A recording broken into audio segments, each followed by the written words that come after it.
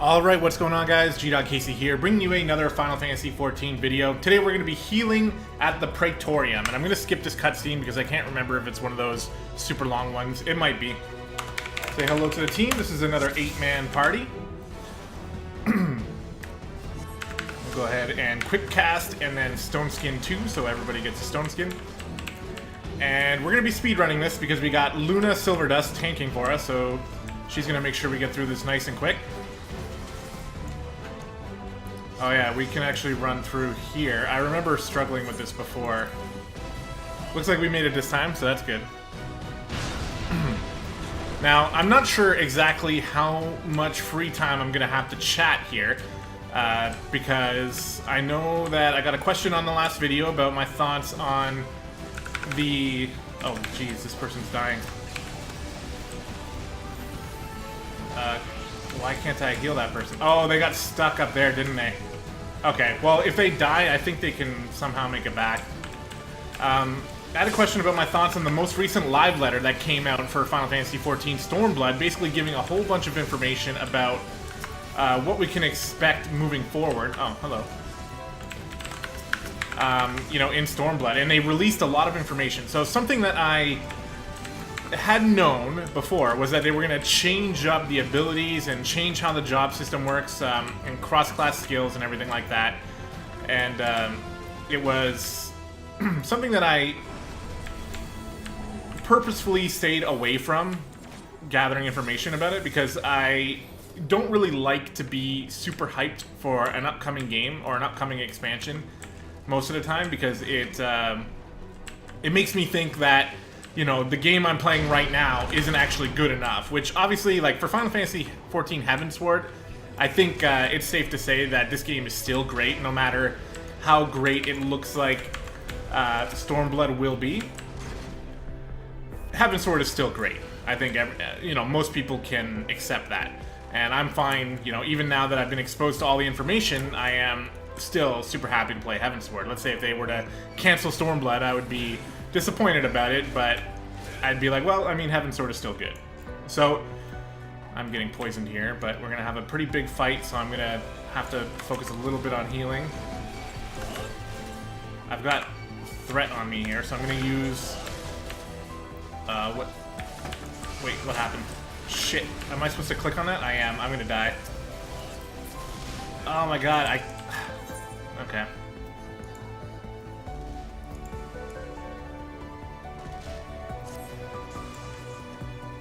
So that happened.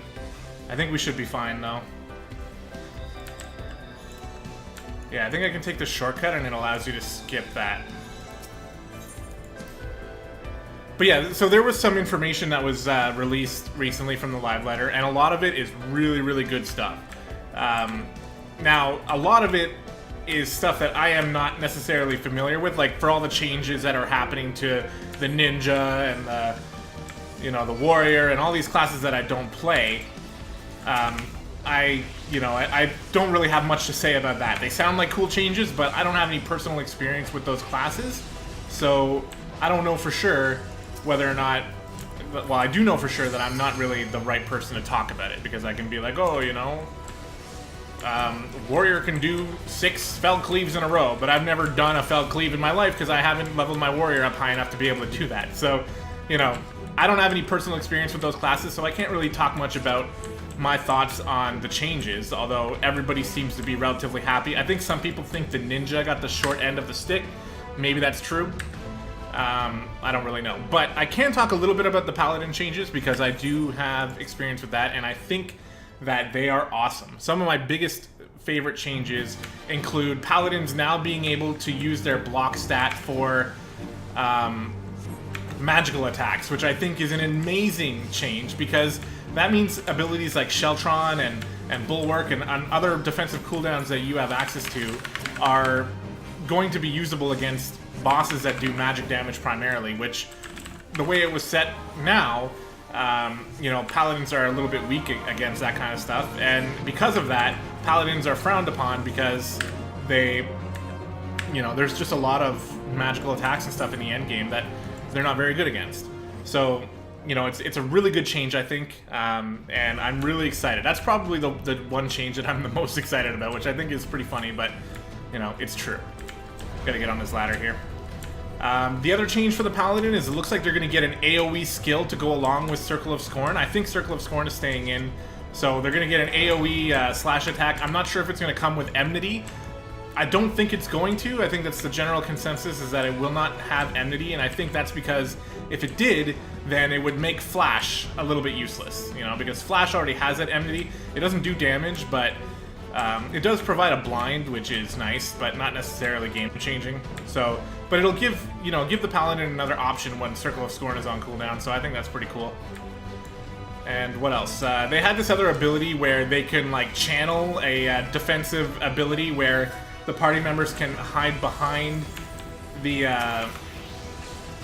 they can hide behind the Paladin and get some extra defense while the Paladin channels this, like, cool-looking angel wing block thing that they got going on, so that's pretty exciting as well. But yeah, I mean, the changes all look pretty positive. It looks like they're buffing basically everything. So I wonder how that's going to translate into difficulty in the game, because basically everyone is excited that they all feel like they're going to be overpowered. And, you know, that's something that very well could happen. And that actually leads me to talk about one thing that I think could potentially be an issue, is that all of these changes might not be balanced properly. You know, we don't have any proof yet whether or not, you know, a certain class is going to be extremely overpowered or extremely underpowered or something like that, but that's going to be something that only time will tell. And I'm confident in the team that, you know, the developing team, that they will be able to adjust it relatively quickly should something like that come out. You know, if something proves to be incredibly overpowered, I'm sure they will tweak it to make it work. So that's not something I'm too worried about. Oh, Eggy got stuck down there. So yeah, so, you know, the changes may end up being so drastic that it's going to throw off the balance a little bit, and potentially that could happen. The other changes that I think are really cool is each class is getting a new UI element to it to make it easier to track their specific mechanics. So, you know, the Paladin specifically is going to have like a shield gauge that gives you a certain amount of points going towards Sword Oath and a certain amount of points going towards Shield Oath. I don't have a full understanding of it, but basically, you know, certain abilities will increase the gauge, and then you can spend that gauge on different abilities to be a little bit more powerful, that kind of thing. Seems pretty cool, but I don't know too much about it. Every class has their own thing, and I think that's really neat, because one of the cool things about Final Fantasy XIV specifically is that, to me, the classes don't feel very samey. You know, they have samey type abilities. You know, everyone's got a damage over time, everyone's got, every tank has a way of generating enmity and stuff like that, but the main mechanics of each class feel very different, and when you're playing each class, you feel like you're really playing a different class. So when you're adding this new gauge mechanic or gauge UI element to the screen, and it helps you manage your specific mechanics, I think that can only be a good thing. So I'm looking forward to seeing how that plays out for all the different classes. And eventually, you know, I will have the knowledge to talk about all the classes, but that's probably going to take quite a while. So, you know, I'm sure you guys can understand that. Do we have to click on that or no? It's just happening.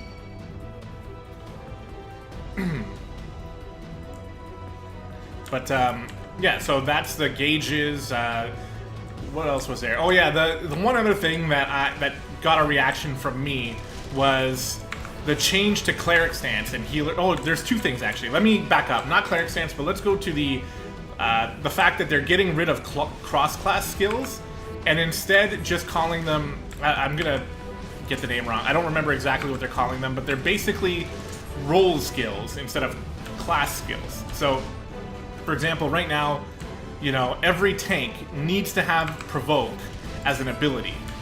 Every healer needs to have Cleric Stance as an ability, or Stone Skin, or something like that. Some ability that you can take over from another class, right? It's kind of a neat system, and I'm not necessarily hating on that system, because I think that it's pretty cool.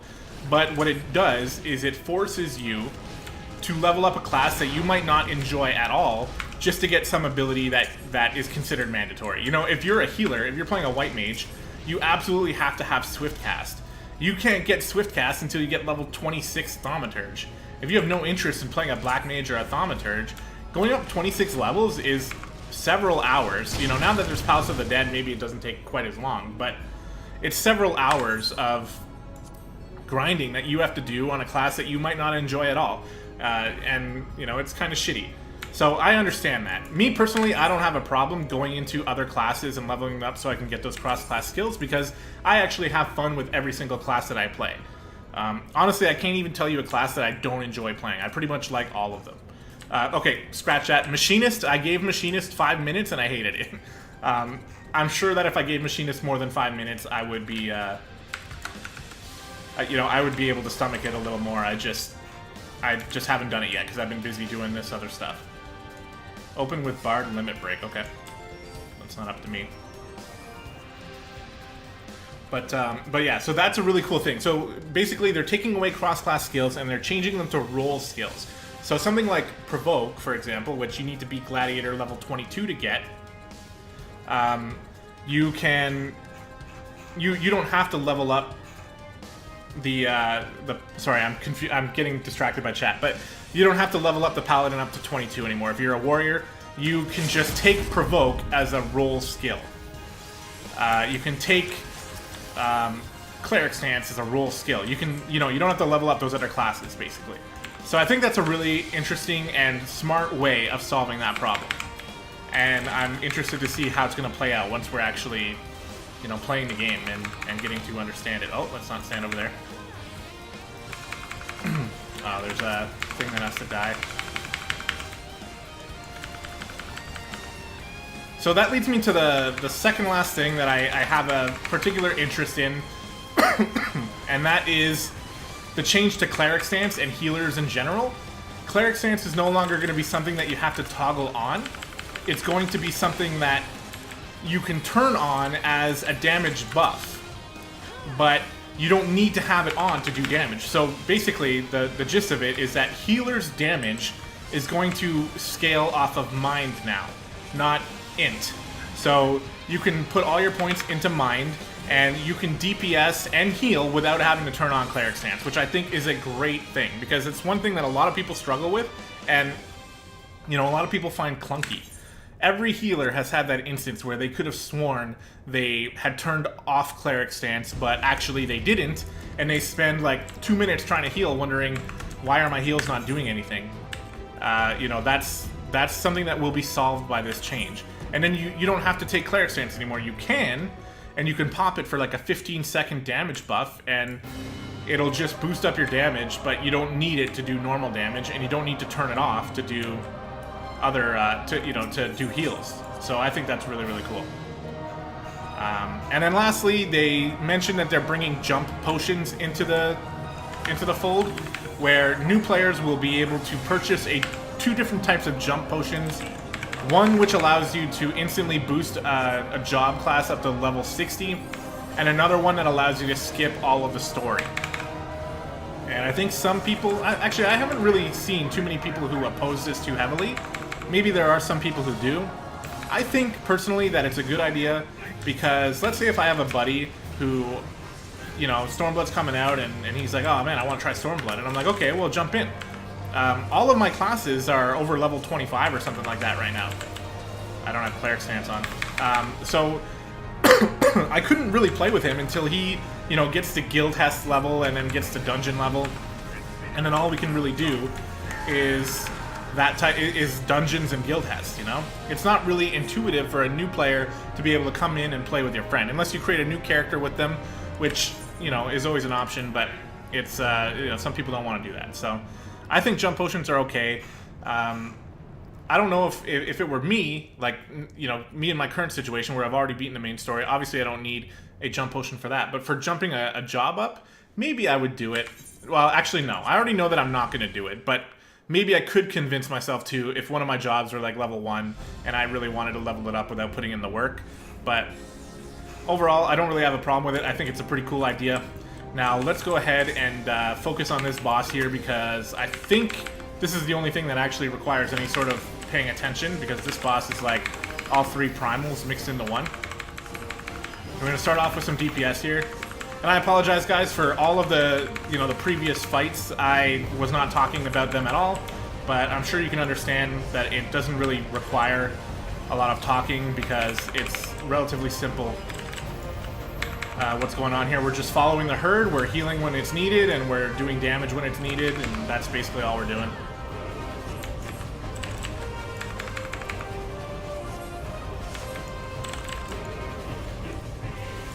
So I remember this boss actually does take a little while before you can actually start dealing any real damage to it because of some mechanics or something like that. But we are doing damage now. Okay. Alright, we're going to put on Divine Seal and put on some regen. I'm going to put one on myself as well, just in case I get hit by something. And then we'll switch back to Cleric Stance and switch back to doing damage. So in the future, we're not going to have to do that. We can just throw regen and start damaging, and throw regen and start damaging. We don't have to change Cleric Stance, which I think is pretty cool. One thing I was like slightly, I don't know if concerned is the right word, but unsure about is, you know, how drastically these changes are going to change how every class is played. So when thinking about that, I'm like, well, shit, I have like a 25 episode tanking series all about the Paladin, but the Paladin's playstyle is going to change pretty drastically, at least I think so. I'm not exactly sure what I'm going to do about that just yet. I think I'll probably end up just continuing the series and just being like, well, as of now, you know, things work differently, so deal with it. It seems to be the best way. It's not like I'm going to restart the entire series all over again just because of a few changes. So, yeah, I don't know. That was something I'd been thinking about as well with the new changes. But yeah, that's my take. You know, I'm not Mr. Happy over here. You know, I focus a lot of my life on Final Fantasy XIV, but there are people who focus way more because it's like their career.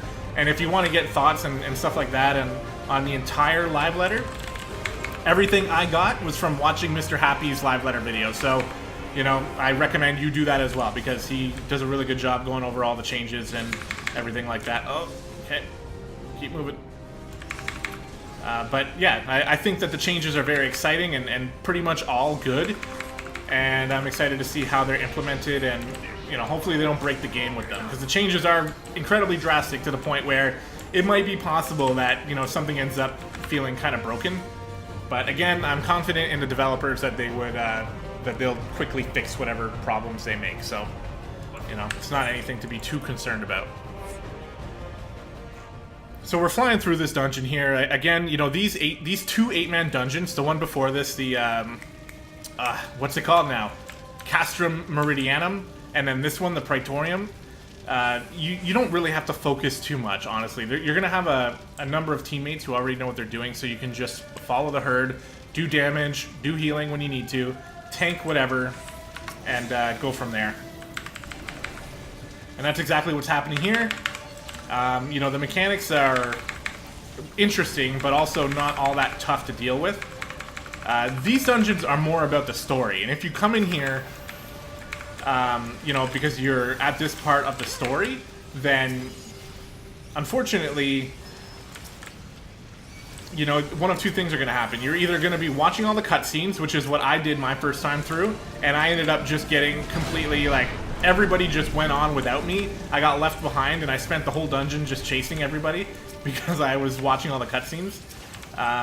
Or, you know, you're going to have to skip all the cutscenes and watch them in the inn later on, which is probably the way you should do it if you want to get the experience of coming through. But these dungeons are really more heavily story-focused than, you know, difficult or even really mechanics. Like, there's a lot of mechanics happening here, but it's all basic stuff. Just dodge all the AoEs and, you know, try to maintain your... try to do what you're supposed to do. You know, in my case, heal. And the boss is already almost dead.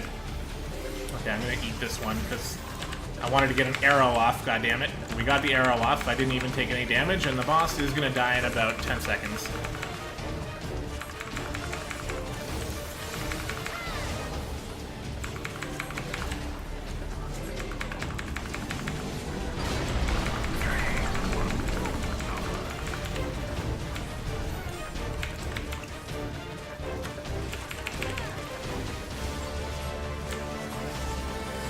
Does he come back to life or something? Oh, I was like, I can't really remember what happens. I thought he already had come back to life.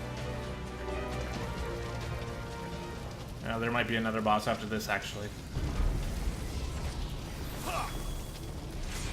And there is. Okay.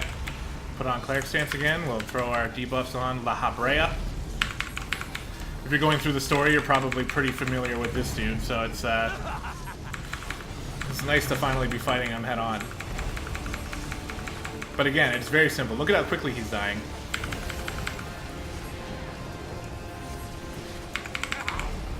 I haven't even put a heal on. I mean, it's possible that Cassie's doing some healing, I'm not sure, but I'm basically just spamming my TPS abilities here.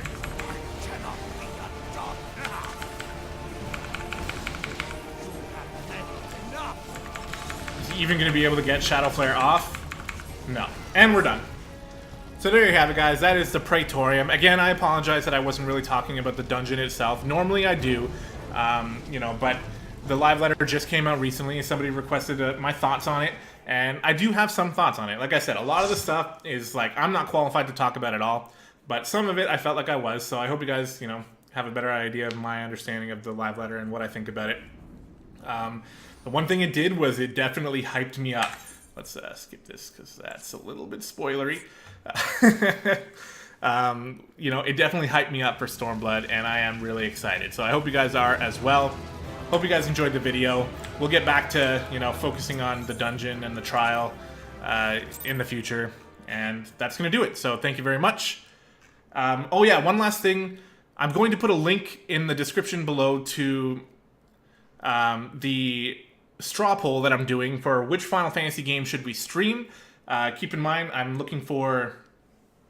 Oh, Luna got 4 accommodations. Sweet. I'm looking for your guys' input on what you think is your favorite Final Fantasy game that you would like to watch me play. Whether or not you're going to be able to make it to the stream, or whether or not you're going to be able to just watch it on YouTube, or even if you're not going to watch any of it, just let me know. What's your favorite one? Help get this poll going. We got about 9 or 10 votes on it right now, and looking to get a few more so that I can have a good understanding of what game you guys are interested in seeing. Right now, Final Fantasy VII is in the lead, but Final Fantasy X is close behind. But that doesn't mean that one of your other games might not be able to make it as well. So stay tuned for that coming up this Saturday. We'll be streaming whatever game wins. So again, check the description below for the straw poll link, and I'll see you guys tomorrow for Garuda Trial from the White Mage perspective. Thank you very much. Thank you to Luna and Cassie for coming along for the dungeon as well, and we'll see you next time.